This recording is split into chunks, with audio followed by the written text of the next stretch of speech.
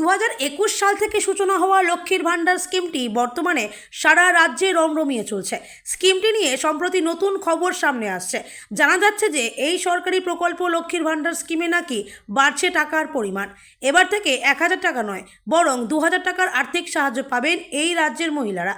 বর্তমানে মহিলারা প্রত্যেক মাসে নিজ ব্যাংক অ্যাকাউন্টে 1000 টাকা করে পান, আর সংরক্ষিত শ্রেণীর মহিলারা 1200 টাকার আর্থিক সাহায্য পেয়ে থাকেন। তবে এখন শোনা যাচ্ছে যে খুব শীঘ্রই লক্ষ্মীর ভাণ্ডার প্রকল্পে টাকা বাড়তে চলেছে। 1000 টাকার পরিবর্তে এবার 2000 টাকার সাহায্য পাবেন মহিলারা। তবে কি নতুন করে আবেদন করতে হবে? আগেই জেনে নিন নতুন আপডেট।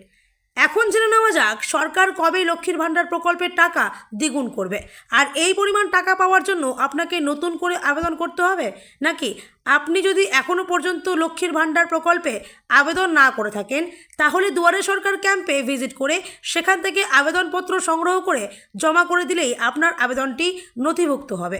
আর আপনি যদি এই প্রকল্পের টাকা পাওয়ার জন্য যোগ্য হয়ে থাকেন তাহলে আপনার ব্যাংক অ্যাকাউন্টে যথাসময়ে চলে আসবে আর্থিক সাহায্য।